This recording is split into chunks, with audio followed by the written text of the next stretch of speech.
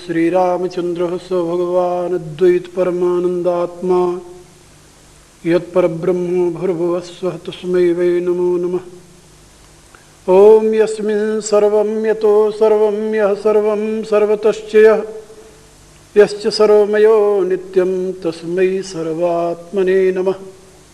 तस्मै सर्वात्मने नमः। ओम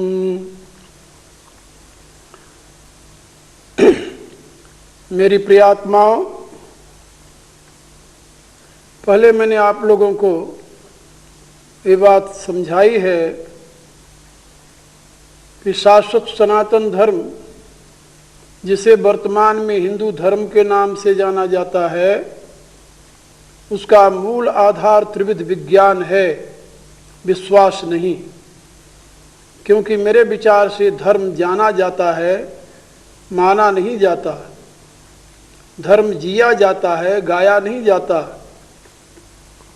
धर्म कोई ऐसी स्वीकृति की वस्तु नहीं है जिसको केवल मात्र स्वीकार कर लेने से मनुष्य अपना उत्थान कर सके, जब तक कि तदनुसार जीवन जीने की प्रक्रिया को न अपनावे।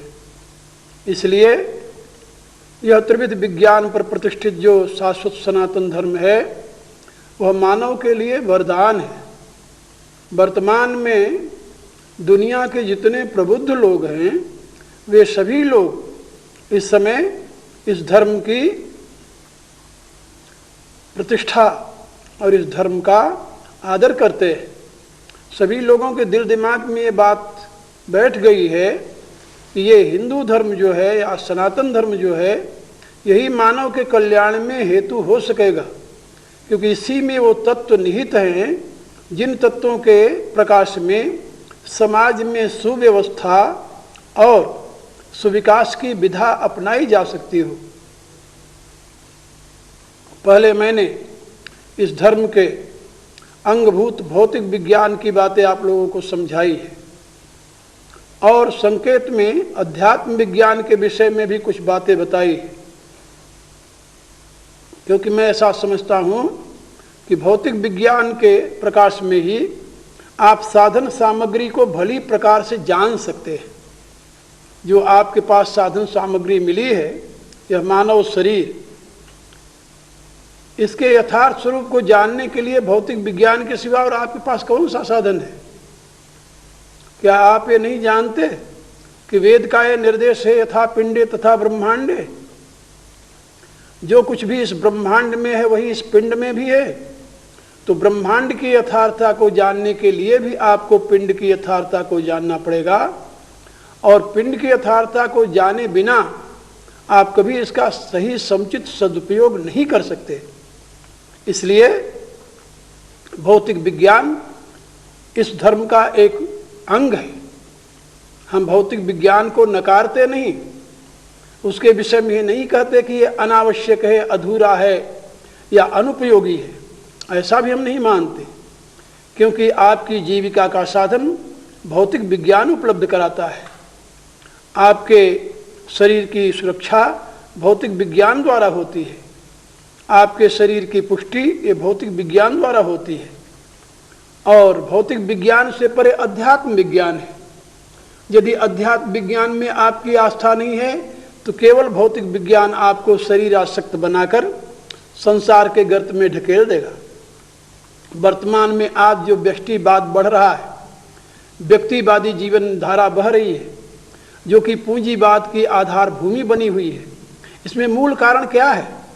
इसमें मूल कारण ये है कि भौतिक विज्ञान से तो लोग परिचित हैं, लेकिन उसको अध्यात्म की दिशा में परिवर्तित करने में अक्षम है। वे अध्यात्म विज्ञान से परिचित नहीं हैं। यही कारण है कि उनका जीवन आज भौतिक विज्ञान के प्रवाह में संसारोमुखी हो गया है। विषयों में आसक्त होकर के अनेक प्रकार के भोगों में इस प्रकार से वो व्यामोहित हो गए हैं कि सत्य की दिशा में अग्रसर होने की प्रवृत्ति ही नहीं बन रही है। इसलिए मैं आप लोगों से निवेदन कर रहा था कि आप भौतिक विज्ञान की उपयोगिता को समझें, लेकिन भौतिक विज्ञान की उपयोगिता किससे है? अध्यात्म विज्ञान से। यदि अध्यात्म विज्ञान का बोध आपको नहीं होगा तो भौतिक विज्ञान आपको कभी शांति नहीं प्रदान कर सकता, सुख नहीं प्रदान कर सकता। भगवान का एक संदेश है गीता के 2 अध्याय में, नास्ति बुद्धि अयुक्तस्य न च अयुक्तस्य भावना न च भावयतः शांति अशांतस्य कुतः सुखम। वो कहते हैं कि जो अयुक्त है, यानी आत्मा से युक्त नहीं है, आत्मविज्ञान से युक्त नहीं है, आत्मरत नहीं, आत्मतृप्त नहीं, आत्मनिष्ठ नहीं है, उसके पास विशुद्ध बुद्धि की उपलब्धि नहीं होती, और विशुद्ध बुद्धि के अभाव में विशुद्ध भावना का उदय भी नहीं होता। और जहाँ विशुद्ध बुद्धि नहीं है, विशुद्ध भावना नहीं है, भगवान कहते वहाँ शांति कैसे हो सकती है? और शांति के भाव में मनुष्य सुख का भाजन कैसे बन सकता है? याद रखिए, सुख जो है ये शांति का परिणाम है। शांति जो है ये सद्भावना का परिणाम है। सद्भावना जो है ये सद्बुद्धि का परिणाम है। सद्बुद्धि जो है वह युक्त भाव से प्राप्त होती है। परमात्मा से आत्मा की एकता की अनुभूति ही विशुद्ध बुद्धि में हेतु बनती है। इसलिए अध्यात्म विज्ञान आपके लिए वह मार्ग प्रशस्त करता है जिस मार्ग पर चलकर आप अपने लिए और अपने मानव समाज के लिए उपयोगी सिद्ध हो सकते हैं। जिस मार्ग पर चल करके आप सही माने में सुख और शांति के पात्र बन सकते हैं, अंततो गत्वा अक्षय सुख की प्राप्ति कर सकते हैं। अध्यात्म ज्ञान के विषय में मैंने पहले भी आप लोगों को बहुत कुछ बातें बताई है। जैसा कि मैंने आपको पहले बताया है कि आपकी चेतना इस समय शरीर स्तर पर है, इंद्रिय स्तर पर है, मानसिक स्तर पर है, अहम स्तर पर है। इन सबको धीरे धीरे साधना के द्वारा अंतर्मुखी करके नीचे से उठाना पड़ेगा, एलिवेट करना पड़ेगा, और इन सबको ले जाकर के आपको अपने ब्रह्म चक्र में, बुद्धि तत्व में प्रतिष्ठित करना होगा। वहाँ प्रतिष्ठित करने के पश्चात ही पतंजलि के शब्दों में अध्यात्म प्रसाद ऋतंभरा तत्व प्रज्ञा, वहाँ प्रतिष्ठित करने पर आत्म प्रसाद के द्वारा आपको ऋतंभरा प्रज्ञा की प्राप्ति होगी, और ऋतंभरा प्रज्ञा के प्रकाश में ही आप आत्मा के स्वरूप को समझ सकते हैं। उसी के प्रकाश में आपको संप्रज्ञा समाधि प्राप्त होगी। ये साधन आपको करने से मिलेगा, मानने से नहीं मिलेगा, केवल जान लेने मात्र से भी नहीं मिलेगा, इसके लिए करना होगा। भगवान ने गीता के 6 अध्याय के साधना प्रकरण में बताया है, आरुक्षो हो मुनेर योगम कर्म कारण मुच्यते योगारूढ़स्य तस्यैव शमः कारण मुच्यते। जो पहले ऊर्ध्वगामी होने का अभिलाषी हो, आरुक्षो हो, जो ऊर्ध्वगामी होने का अभिलाषी हो, ऊपर चढ़ने का अभिलाषी हो, जो अपनी चेतना को ऊपर उठाना चाहता हो, उसके लिए कर्म कारण मुच्यते। भगवान कहते कर्म ही कारण कहा गया है, यानी साधना ही कारण है। यदि आप नियम का पालन नहीं करते, आसन विशेष की सिद्धि के द्वारा प्राणायाम का अभ्यास नहीं करते, यदि आप अपने इंद्रियों को विषयों से विमुख नहीं करते, प्रत्याहार नहीं करते, तो आप धारणा ध्यान समाधि कैसे कर सकते हैं? उसका लाभ कैसे प्राप्त हो सकता है? और बिना धारणा ध्यान समाधि के आप आत्मविज्ञान का बोध कैसे प्राप्त कर सकते हैं? एक बात याद रखिए, ये जो बातें मैं बता रहा हूं, कभी भारत के मानव समाज में विद्यार्थी जीवन से ही प्रतिष्ठित रहा है। विद्यार्थी जब गुरुकुल में पढ़ने के लिए जाया करता था, वहीं से गुरु के द्वारा उसकी शिक्षा मिलती थी, और इसी साधना के प्रभाव में वह विद्यार्थी स्वयं को सामर्थ्यवान और विवेकवान बनाता था। आप लोगों में से बहुत से रामायण का सीरियल देखे होंगे। उसमें रामायण दिखाने वाले ने ये बात दिखाई है कि भगवान राम वशिष्ठ के पास बैठ करके किस प्रकार से चक्रों का भेदन और किस प्रकार से वो अध्यात्म विद्या की सीख लेते हैं। ये केवल इंडिकेशन रहा है, संकेत मात्र रहा है। उचित रूप से उसका प्रदर्शन वो नहीं कर सका क्योंकि उसको उसका उतना बोध नहीं था, लेकिन इंडिकेट किया है, संकेत किया है कि ये विद्या विद्यार्थी जीवन में ही गुरुकुल में प्राप्त की जाती थी और इसी से मनुष्य में योग्यता और सामर्थ्य का सृजन होता था। लेकिन वर्तमान में तो आप देख रहे हो विद्यार्थी जीवन की क्या गति है। कहीं पर प्राइमरी कक्षा से लेकर के यूनिवर्सिटी तक, विश्वविद्यालय तक, क्या नैतिकता की शिक्षा का कहीं स्थान देखा है आपने? क्या कहीं शिक्षा के क्षेत्र में अध्यात्म के लिए स्थान पाया है आपने? क्या कहीं शिक्षा के क्षेत्र में मानवता की रक्षा और मानवता की यानी वृद्धि के लिए कोई दिशा प्राप्त की है आपने? मेरे कहने का अभिप्राय कि आज शिक्षा के क्षेत्र से ये सारी बातें समाप्त हो गई हैं, लेकिन भारतीय परंपरा में ये विद्यार्थी जीवन से ही शिक्षा का एक मुख्य अंग रहा है भौतिक विज्ञान और अध्यात्म विज्ञान। अध्यात्म विज्ञान से परे ब्रह्म विज्ञान है, जिसके विषय में आज मैं आप लोगों को बताना चाहता हूं। वर्तमान का वैज्ञानिक ये निश्चय किए बैठा है कि सृष्टि का मूल तत्व एक होगा, दो नहीं हो सकता, क्योंकि जहां दो है वहां लिमिटेशन होगा, जहां लिमिटेशन है वहां पर परिवर्तन होगा, जहां लिमिटेशन है वहां विनाश भी होगा। इसलिए सृष्टि का एक तत्व कोई होगा और वो अविनाशी होगा। इस विचारधारा को अपना करके वैज्ञानिक इस खोज में प्रवृत्त हुआ कि सृष्टि का वह मूल तत्व क्या है। अब उसने पहले तो एटम का अनुसंधान किया। एटम को देखकर उसने घोषणा की कि ये परमाणु जो है यही सृष्टि का मूल तत्व है। लेकिन वैज्ञानिकों ने प्रयत्न द्वारा उस परमाणु को जब तोड़ा तो उसमें तीन तत्व उनको मिले, इलेक्ट्रॉन, प्रोटॉन, न्यूट्रॉन। फिर उन्होंने ये निश्चय किया कि ये इलेक्ट्रॉन, प्रोटॉन, न्यूट्रॉन जो हैं ये सृष्टि के मूल तत्व हैं। लेकिन उनके दिमाग में बात आई कि मूल तत्व तीन नहीं हो सकते, एक ही हो सकता है। फिर उन्होंने उससे भी आगे खोज प्रारंभ की। अब इलेक्ट्रॉन को तोड़ करके उन्होंने देखा कि वहां पर एक ऊर्जा है। ऊर्जा, हमारी भाषा में ऊर्जा कहते हैं, अंग्रेजी में उसे एनर्जी कहते हैं। एनर्जी की खोज की उन्होंने और एनर्जी को पाया कि वह एनर्जी लिमिटलेस है, वेटलेस है, फॉर्मलेस है, कलरलेस है। यानी कहने का अभिप्राय वह एक है, अनंत है। अब उन्होंने निश्चय किया कि energy is the cause of this universe. इस सृष्टि का मूल कारण एनर्जी है।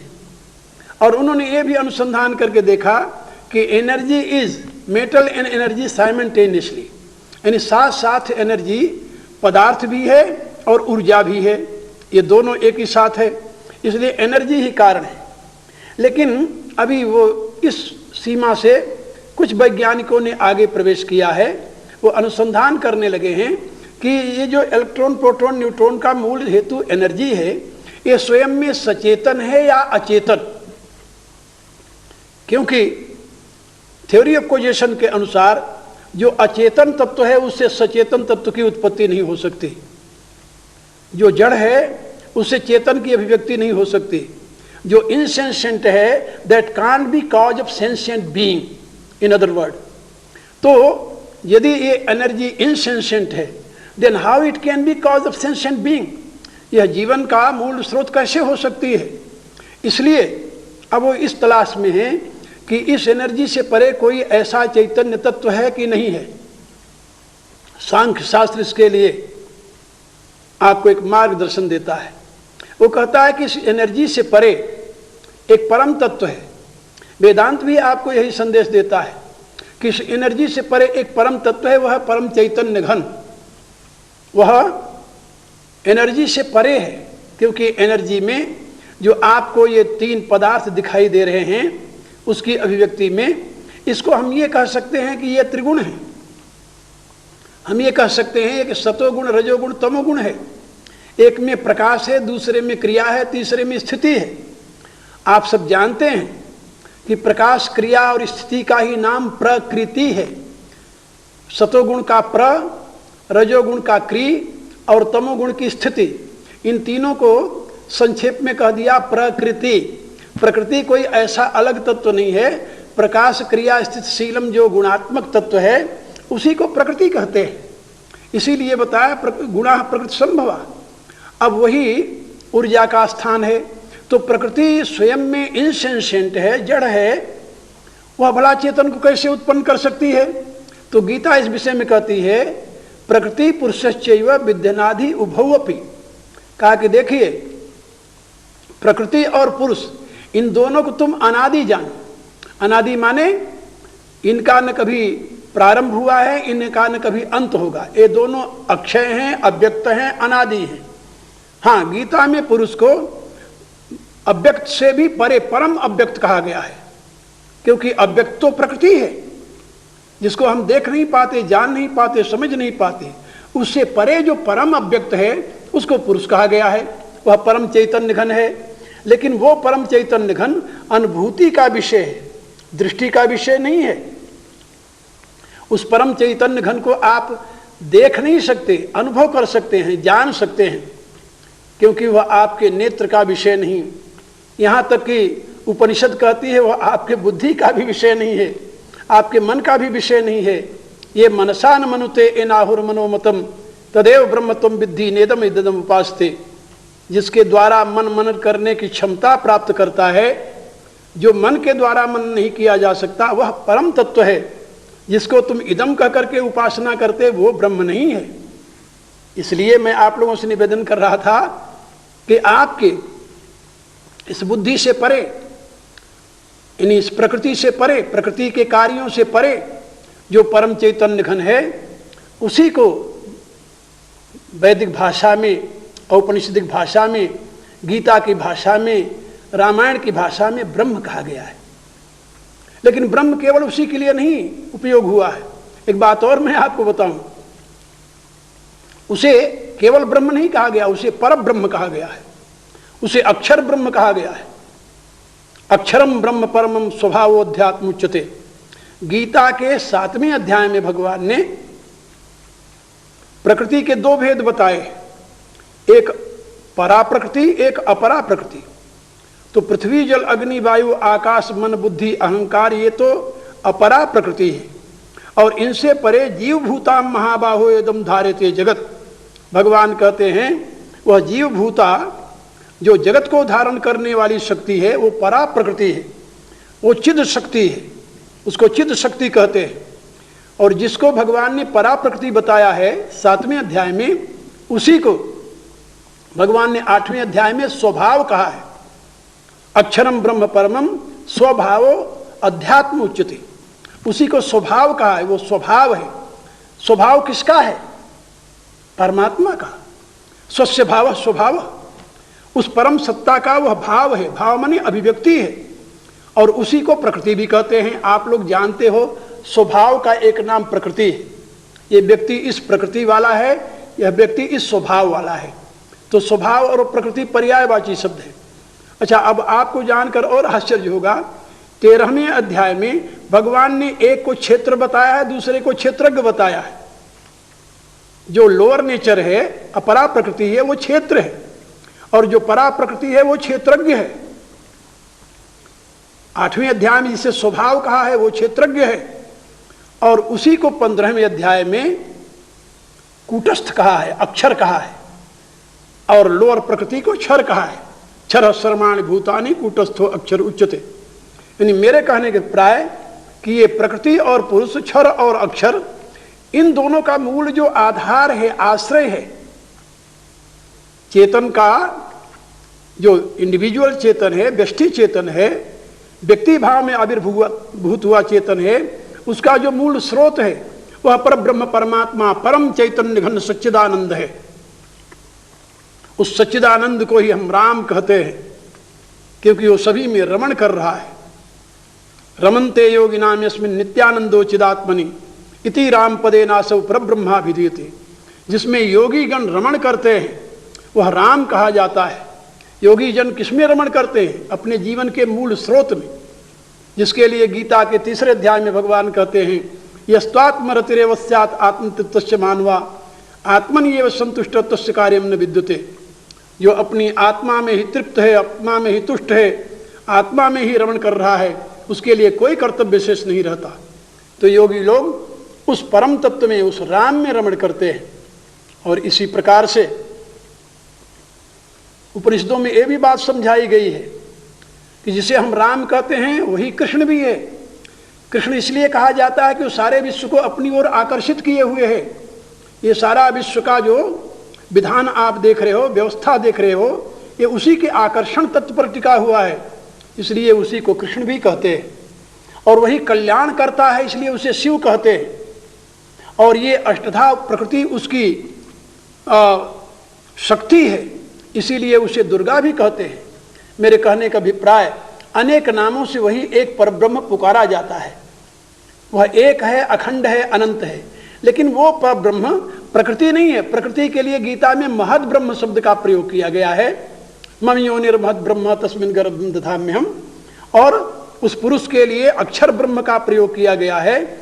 और इन दोनों का जो मूल स्रोत है उसको परब्रह्म कहा गया है। परब्रह्म परम धामम पवित्रम परमं भवान, अनादिमत परब्रह्म न सत्तन्ना सदुच्यते, ऐसा उसके लिए कहा गया है।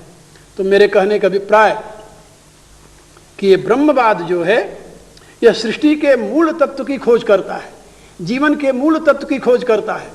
और ये ब्रह्मवाद ये स्वीकार करता है कि उस ब्रह्म की शक्ति है, जिसको हम प्रकृति कहते हैं, वह त्रिगुणात्मिका है। उसी के द्वारा ये स्थूल जगत का आविर्भाव होता है। वह परब्रह्म स्वयं स्थूल जगत के रूप में आविर्भूत नहीं होता, बल्कि वह परब्रह्म परमात्मा स्थूल जगत के रूप को प्रकाशित करता है। इसलिए उस परमेश्वर के प्रकाश में प्रकाशित हुई प्रकृति ही इस सारे सृष्टि का मूल आधार बनती है। आज आप ब्रह्म विज्ञान के विषय में इतना ही समझ लें। इससे आगे की बात मैं फिर आप लोगों को भी समझाऊंगा। अनंत मंगल कामनाओं से मैं अपनी वाणी को ही विराम देता हूँ। हरि ओम तत्।